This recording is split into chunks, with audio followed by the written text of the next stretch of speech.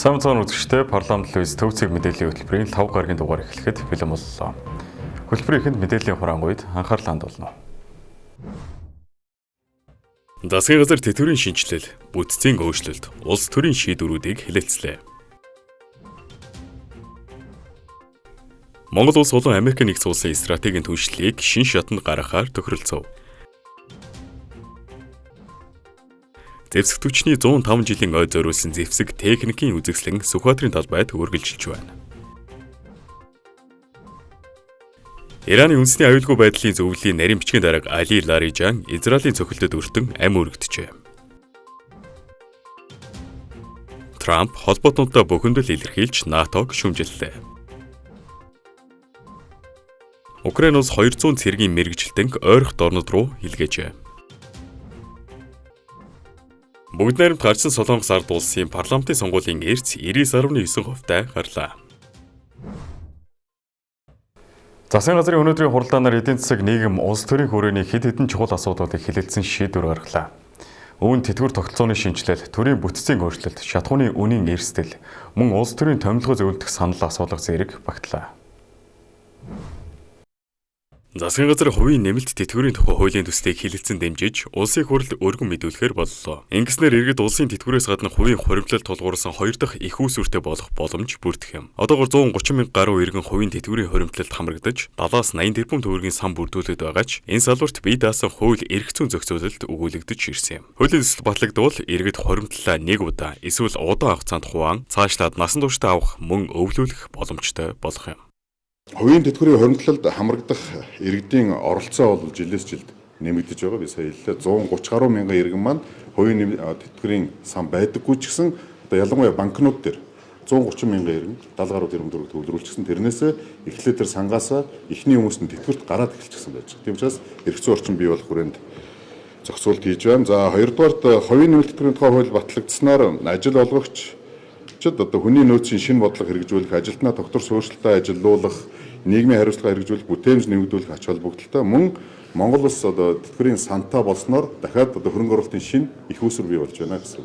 Зөвхөн одоо нийгэм даатгалын санд гэхгүйгээр одоо иргэн танд 2 дахь их үүсвэрээс тэтгэвэр авах болцоо бүрдэж байна гэсэн үг. Мөн засгийн газар Эрчист Монгол төрийн өмчит хувьцаат компанийг татан болгох шийдвэр гаргалаа. Тус компани 3.5 тэрбум төгрөгийн өртөө үйл ажиллагааны үр ашиг хангалтгүй гэж үзсэн байна. Иймд санхүүгийн дарамтыг бууруулах зорилгоор татан буулгахын зөвтэй гэж дүгнжээ. Түүнчлэн Орос улсны дундын өмчлөлийн менежментийг сайжруулах хуулийн төслийг дэмжиж, улсын хурлд өргөн барихаар болсон. Улсын хэмжээнд 1600 гаруй сөөх үйл ажиллагаа явуулж байгаа ч иргэдийн гомдол маргаан өндөр байгаа нь зохицуулалт шаардлагатайг харуулж байна. Монголын уламжлалт хангах ухааныг 2026-аас 2030 он төвжүүлэх төлөвлөгөөг мөн баталж, санхүүжилт, хүний нөөц, үйлдвэрлэл, экспортын чиглэлд бодлогын дэмжлэг үзүүлэхээр боллоо. Харин шатхууны үнийн хувьд дэлхийн зах зээл дээр газрын тосны үн өсөж, эрсдэл нэмэгдэж байгааг албаныхан онцоллоо. Ажилтнууд эзэс соёлын сайд амт нэмийн мэдээлснээр Brent төрлийн газрын тос барайл нь $108 хүрсэн дотоодын үнд нөлөөлөх магадaltaй байна. Үүнтэй холбогдуулан агуулгын хүчин чадлыг нэмэгдүүлэх, санхүүжилтийн их үүсвэрийг шийдэх зэрэг арга хэмжээг авч хэрэгжүүлэхээр төлөвлөжээ. Монгол улсад үйл ажиллагаа явуулж байгаа 17 банк Монгол банктай уулзалт хийсэн. За бизнес эрхлэгчтэйгээ уулзалт хийсэн. За манай яамны зүгээс энэ ондоо багтаагаад 150 мянган метр куб одоо нефт бүтээгдэхүүн хадгалах сав барихаар ажиллаж байна. Энэ одоо бүтээн байгуулалтын удирдлагаар энэ ажил бол эрчимжих бах. Одоогийн байдлаар биднэрт нэг 23 аж ахуйн гэж саналаа яриулж байгаа энийг эренбэлээд бид нар бол Монгол банк болоод арилжааны банкудаа хөрвүүлнэ гэсэн ийм тооцоо судалгаатай ажиллаж байна. Бид нар Орос улбаны улстай хийсэн гэрээний дагуу бол энгийн 92 гэж нэрлэдэг. Энгийн 92-ыг бол $705 12 сарын 31 болтол авах гэрээтэй. Тэгэхээр бол энэ одоо энгийн 92 дээр бол үнийн хэлбэлцэл бол харьцангуй гарахгүй. Мөн баялагтай эзэн Монгол зөвлөлдөх санал асуулгыг улс орон даяар зохион байгуулахаар шийдвэрлэлээ. Засгийн газрын хэрэглэх газрын дарга Ям цогтын мэдээлснээр стратегийн ордуудын өгөөжийг иргэдэд хүртэх бодлогын хүрээнд уг санал асуулгыг 2 үе шаттайгаар явуулах бөгөөд эхний шатанд 21 аймаг 330 суманд хэлэлцүүлэг өрнүүлж дараагийн шатанд 800 иргэний төлөөллийг оролцуулна гэж мэдэгдлээ. Өнөөдөр Монгол улсын засгийн газрын хуралдаанаар баялагтай эзэн Монгол сэдвийн хүрээнд зөвлөлдөх санал асуулгыг улс орон даяар зохион байгуулахар болсон. 2019 онд бид үндсэн хуулинд нэмэлт өөрчлөлт оруулсан. Байгалийн баялагын өгөөжийн дийлэнх нь Монголын ард түмэнд ноогддог байх. байгалийн баялагийг ашиглахдаа бас өнөөдөр амьдарч байгаа иргэд болон ирээдүйд амьдарч байгаа иргэдтэй тэгш одоо хүртээмжтэй хуваарлах энэ зарчмыг үндсэн хуулинд суулгаж өгсөн. Байгалийн баялагын өгөөж буюу одоо ашигт малтмалын өгөөжийн нэг хэсэг буюу ашигт малтмалын нөөц ашигласны төлбөрийн одоо 65% нь ирээдүйн хойч үед хадгалагдаж үлдэж байна. 35% нь улсын төсвөр орчоод байгаа. Түүнчлэн улс төрийн хүрээний засгийн газрын бүрэлдэхүүнд өөрчлөлт оруулахар болсон байна. Ерөнхий сайд Зандашдар эрчим хүчний сайдад улсын хурлын гишүүн Найдлаг, боловсролын сайдад улсын хурлын гишүүн Инх Хамгааланг нэр дэвшүүлж ерөнхийлөгчөд танилцуулжээ. Үүнээс гадна шинжлэх ухаан технологийн салбарын шагналын журмыг шинчилж, шилдэг бүтээлд олгох мөнгөн урамшууллыг 100 сая төгрөг болгож нэмэгдүүлсэн байна. Ингээд эссэн дүгнэж хэлэхэд өнөөдрийн засгийн газрын шийдвэрүүд нь эдийн засгийн тогтолцооны шинжилэл, төрийн бүтцийн оновчлол, улс төрийн зохион байгуулалтын өөрчлөлтийг зэрэгцүүлэн хэрэгжүүлэхэд чиглэж байна. Ялангуяа тэтгэврийн шин тогтолцоо шатхууны үнийн эрсдлийг удирдлага, стратегийн баялагын бодлого зэрэг нь иргэдийн амжиргаа болон эдийн засгийн тогтвортой байдалд шууд нөлөө үзүүлэхээр байна. Монгол улс Америк нэгдсэн улс хоорондын стратегийн 3 дахь хөршийн түншлэлийн харилцаа шинэ агуулгаар баяжиж, хамтын ажиллагаа бүхий салбарт өргөжин тэлж байна. Монгол улсын ерөнхий сайд Зандашдар Америк нэгдсэн улсын төрийн департаментийн Зүүн Аз, Номхон далайн орнуудын асуудал хариуцсан туслах төрийн нарийн бичгийн дарга Майкл Десомбрыг хүлээн авч уулзлаа. Уулзалтын эхэнд ерөнхий сайд Зандашдар хоёр улсын харилцаа хамтын ажиллагаа, худалдаа, хөрөнгө оруулалт, эрчим хүч, уул уурхайн салбарт эрчимтэй хөгжиж байгаа сэтгэл хангалуун байгаагаа илэрхийлсэн юм а. Тэрээр цаашид хувийн хвшлийн түншлийг дэмжих замаар Америкийн хөрөнгө оруулалтыг татах нь Монгол улсын засгийн газрын тэргүүлэх чиглэл болохыг онцлон тэмдэглэлээ. Ноён Майкл Десомбре ерөнхий сайдад талархал илэрхийлэхийн зэрэгцээ Америкийн нэгдсэн улсын засаг захиргаанаас Монгол улстай тогтоосон стратегийн түншлэлд онцгой ач холбогдол өгч ирснийг баттгалаа. Түүнчлэн Монгол улс олон улсын их тайван доктортой байдлыг хангах үүсэд манлайлан оролцож, Америкийн нэгдсэн улсын ерөнхийлөгч Дональд Трампын санаачилсан энхийн зөвлөлийн үүсгэн байгуулагч гишүүн болсонд талархал илэрхийлээд цаашид бүхий салбарт хамтын ажиллагааг үргэлжлүүлэхэд онцгой анхаарч ажиллах мэдээлээ. Энэхүү өндөр түвшний уулзалтаа зэрэгцэн Монгол Америкийн нэгдсэн улсын гадаад харилцааны яамд хоорондын 17 дугаар улс төрийн зөвлөлдөх уулзалт зохион байгуулагдлаа. Монголын талаас гадаад харилцааны яамны төрийн нарийн бичгийн дарга Мөнх Түшиг, Америкийн талаас туслах төрийн нарийн бичгийн дарга Майкл Десомбре нар ахалсан тус уулзалтад эдийн засаг хөгжлийн яам, батлан хамгаалах яам болон цахим хөгжил, инновац, харилцаа холбооны яам зэрэг салбар байгууллагуудын төлөөлөл оролцсон юм а. Зөвлөлдөх уулзалтаар талууд стратегийн 3 дахь хөршийн түншлэлийн хүрээнд хэрэгжиж буй төсөл хөтөлбөрүүдийн явцыг дүгнэхийн зэрэгцээ хамтын ажиллагааны цоо шин чиглэлүүдийг тодорхойлсон юм. Тухайлбал хоёр улсын хооронд шууд нислэг нээх бэлтгэл ажлыг эрчимжүүлэх, хиймэл оюун ухаан, өндөр технологи, боловсрол болон соёлын салбарт хамтарсан төслүүд хэрэгжүүлэх боломжийн талаар дэлгэрэнгүй санал солилцлоо. Хоёр улсын харилцааны түүхэнд хамгийн том бүтээн байгуулалтын нэг болох Америкийн нэгдсэн улсын мянганы сорилтын корпорацийн усны компакт гэрээний хэрэгжилт энэ удаагийн уулзалтуудын гол сэдэв байлаа. Нийт 460 орчим сая $10 хамтын санхүүжил бүх энэхүү мега төсөл 2026 оны 3 дугаар сарын 30-ны өдрөөр албан ёсоор дуусгах болж байгаа юм а. Ерөнхий сайд Зандашдар болон ноён Десомбре нар уг компакт гэрээнд батлагдсан төсөвтэй багтан товлсон хугацаанд амжилттай хэрэгжиж дуустдаг сайшаалаа. Тус компактын хүрээнд Улаанбаатар хотод хаягдал ус боловсруулах үйлдвэр ашиглалтанд орсон нь нийслэлийн усны нөөцийг хамгаалах, тогтвортой хөгжлийг хангахад үнэлж башгүй хувь нэмрээ оруулсныг талууд онцоллоо. Уулзалтын төгсгөлд талууд усны компакт гэрээний жишг туршлага дээр үндэслэн цаашид харилцан ашигтай бусад томоохон салбарт ижил төстэй хэлбэрээр хамтран ажиллахаар тохиролцсон юм а. Монгол цэргийн өдөр орчин цагийн зэвсэгчний 105 жилийн ойг тохиол болон батлан хамгаалах яам, зэвсэгчний жанжин штаб хамтран нээлттэй хаалганы өдрөлгийг энэ сарын 17-ноос 19-ний өдрүүдэд төв талбай зохион байгуулж, батлан хамгаалах салбарын үйл ажиллагаа, түүх хөгжил дэвшлийг иргэдэд нээлттэйгээр танилцуулж байна.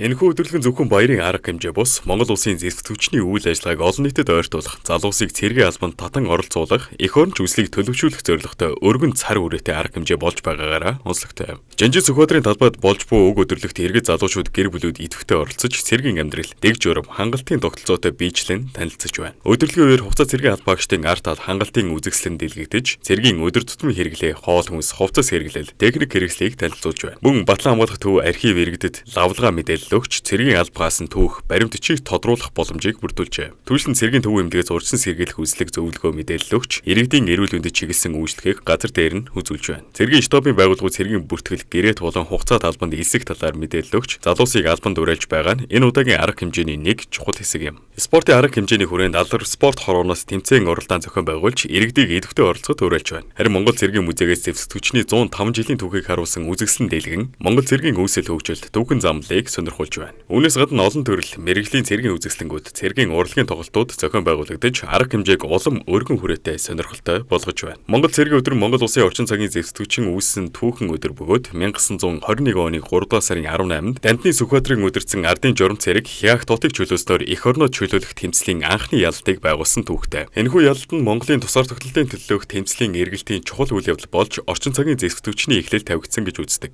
Түүхэн үйл явдлын хүрээнд 1921 оны 3 дугаар сарын эхээр Монгол ардын нам байгуулагдаж, удалгүй цэргийн штабын хамтарсан шийдвэрээр Хяах Тотыг чөлөөлөх төлөвлөгөө боловсруулагдсан байна. Улмаар Жанжин Сүхбаатар, Дэд Жанжин Сумья нарын удирдсан цэргүүд Алтан булгаас хөдөлж 3 сарын 18-ны өглөө Хяах Тотод орж гамь цэргүүдийн шохон гаргаснаар Монголын ардын журам цэрэг анхны ялалтаа байгуулжээ. Энэхүү түүхэн ялалтыг тэмдэглэх зорилгоор Хорлоогийн Чой Болсонгийн санаачлахаар 1946 оны 3 дугаар сарын 18-ыг Хувьсгал цэргийн баярын өдөр болгон тэмдэглэх шийдвэр гарч байсан бол Улсын их хурл 2003 онд зэвсэгтгүүчний өдөр 2011 онд Монгол цэргийн өдөр болгон өөрчилж нийтээр тэмдэглэх баярын өдөр болгосон түүхтэй. Өнөөдөр Монгол цэргийн өдөр нь зөвхөн Батлан хамгаалах салбарын баяр бус эх орноо хамгаалах үүрэг хүлээсэн тангараг өргөсөн бүх иргэдийн бахархлын өдөр болон өргөжсөн байна. Энэ утгаараа нээлттэй хаалганы өдөрлөг нь иргэдэд зэвсэгтгүүчний уялдаа холбоог бэхжүүлэх цэргийн армийн нэр хүнд үн цэнийг олон нийтэд таниулах чухал ач холбогдолтой арга хэмжээ болж байна. Жанжин Сүхбаатарын талбайд болж буй энэхүү өдөрлөг нь Монголын цэргийн түүх уламжлал, бахархлыг орчин цагийн хөгжлийн ололттой хослуулан харуулж, эх оронч үзэл, үндэсний ухамсарыг бэхжүүлэхэд чухал нөлөө үзүүлж байна. Монгол цэргийн сүр хүч, хэмэр золбоо үеийн үед мандан мадарч, эх орны тусгаар тогтнол, аюулгүй байдлын баталгаа болон оршсоор байхыг энэ өдөр сануулж байна. Өнөөдөр орчин цагийн зэвсэгтгүүчийн өвсөн байгуулагдсны 105 жилийн ой Монгол цэргийн өдөр тохиож байна. Энэхүү түүхэн өдөр нь 1921 оны 3 дугаар сарын 18-нд Жанжин Сүхбаатарын удирдсан ардын журам цэргүүд Хяах Тотыг чөлөөлж анхны томоохон ялалтаа байгуулсан үйл явдалтай шууд холбоотой юм а. Түүх сөхөл 1946 онд Маршал Чой Болсонгийн санаачилгаар энэ өдрийг Хувьсгал цэргийн баярын өдөр болгон улс нийтээр тэмдэглэх шийдвэр гарч байжээ. Хожим 2003 онд зэвсэгтгүүчний өдөр хэмээн нэрлэх болсон ч 2011 оноос эхлэн Батлан хамгаалах үйл хэрэгт хувь нэмрээ оруулсан бүх иргэдийг хамарсан Монгол цэргийн өдөр болгон өөрчилсөн байдаг. Энэ нь цэргийн алба хаасан болон хаах үүрэгтэй нийт иргэдийн баяр эх оронч үзлийг төлөвшүүлэх ач холбогдолтой тэмдэглэлт өдөр юм а. Өнөөдөр Монгол улс даяар эх орныхоо тусгаар тогтнолын төлөө зүтгэсэн үе үеийн дайчид зэвсэгтгүүчний бие бүрэлдэхүүнд хүндэтгэл үзүүлж байна.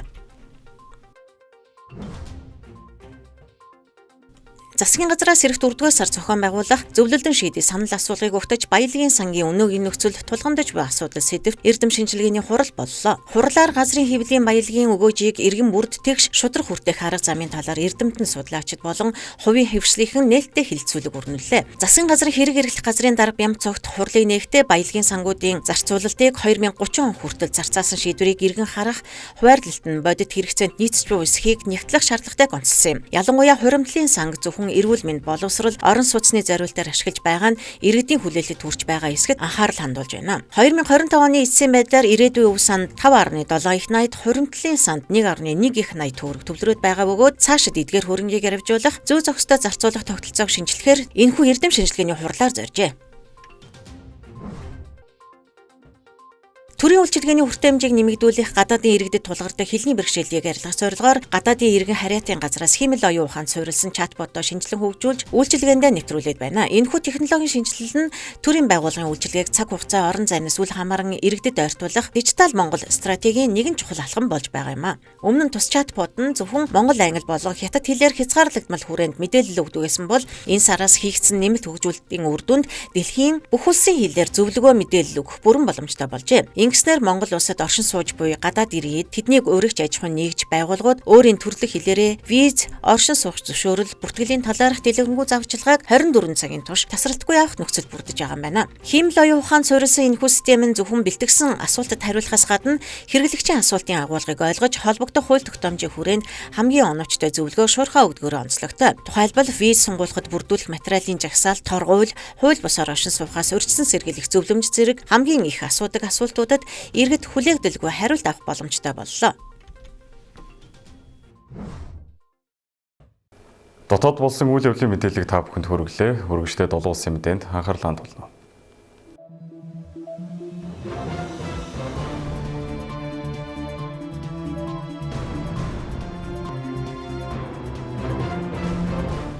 Харамдрын үзэгчтэй төвсг мэдээлэл хэлбэр олон улсын мэдээр үргэлжилж байна. Эхний мэдээ хүргэе. Ираны үндэсний аюулгүй байдлын зөвлөлийн нарийн бичгийн дарга Али Ларижаныг устгасан талаар Израилийн Батлан хамгаалгын сайд Израиль Кац мэдээлсэн бол дараагаар нь Ираны төрийн хэвлэл мэдээллийн хэрэгслүүд батлан мэдээлжээ. Израилийн Батлан хамгааллын сайд мөн мэдэгдэлтэй Израилийн цохилтын улмаас Ираны зэрэгжсэн бүлэглэл болох Басижийн командлагч Голомрэ Сулейманы амиа алдсныг давхар мэдээлсэн байна. За Али Ларишаныг ам өргөцсөн мэдээлэл цацагсны дараагаар Ираны Исламын хувьсгалт гвардийн корпус мэдээлэл гаргаж дайны улмаас амиа алдсан бүхэл удирдагчдын төлөө цусан өшөө аавна гэж мэдэгджээ.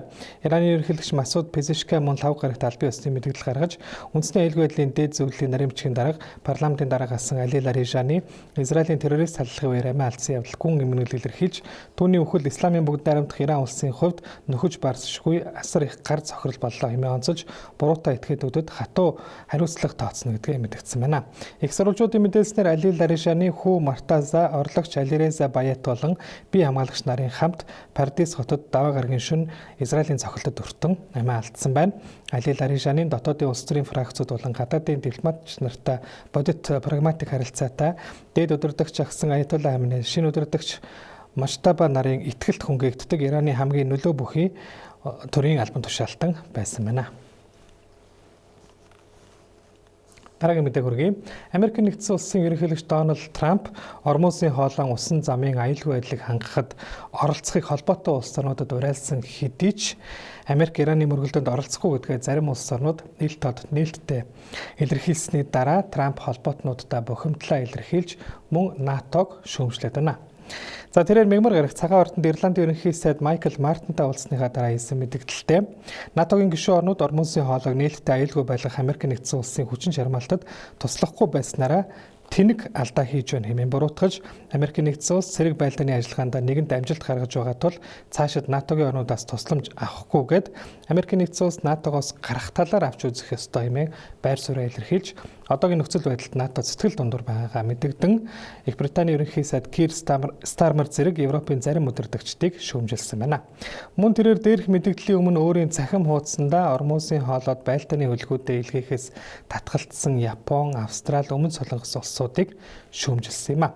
Трампын уриалгыг хүлээн авахаас татгалзаж Ираны дайнд оролцохгүй гэдгээ Их Британий ерөнхий сайд Кир Стармер, Францын ерөнхийлөгч Эммануэль Макрон, Холбооны бүгд найрамдах Герман улсын Батлан хамгааллын сайд Борис Писториус, Европын холбооны гадаад харилцаа аюулгүй байдлын бодлогын асуудал эрхэлсэн дээд төлөөлөгч Кая Каллас, Канада болон Туркийн гадаад хэргийн сайд нарын зүгээс сүүлийн өдрүүдэд мэдэгдээд байгаа бөгөөд Америкийн холбоотнуудын хувьд Ираны дайныг гааруулахаас сэргийлж Ормосын хоолойг нээх асуудлыг дайтаж биш харин дипломат шугамар яриа хэлцээний арга замаар шийдвэрлэх байр сууриа илэрхийлээд байгаа юм а.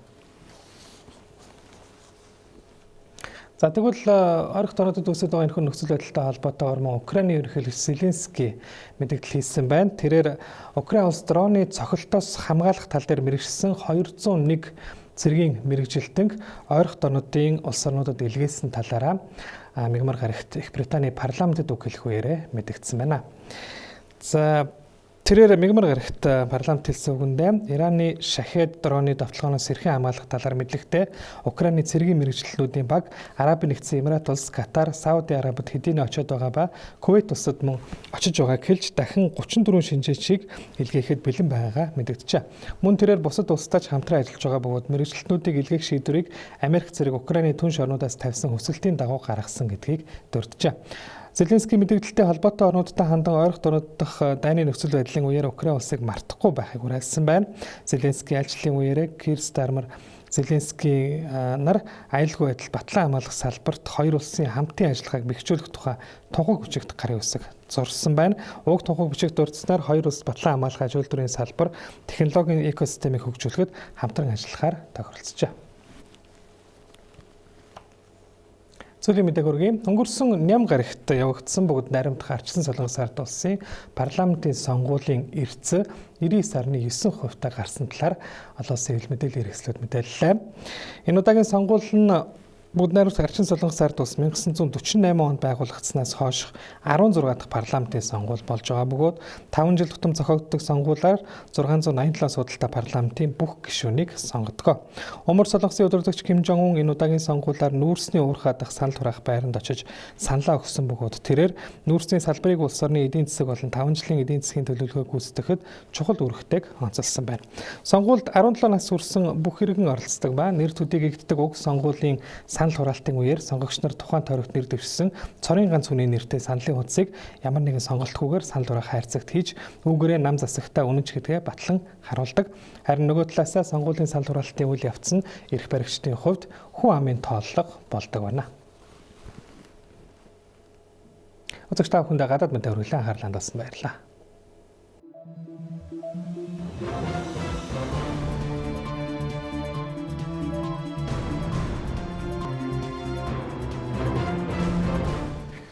Төвсө мэдээллийн хөтөлбөрийн 5 гарагийн дугаар үгээр өндөрлөж байна. Анхаарлаа хандуулсанд баярлалаа. Баяр таа.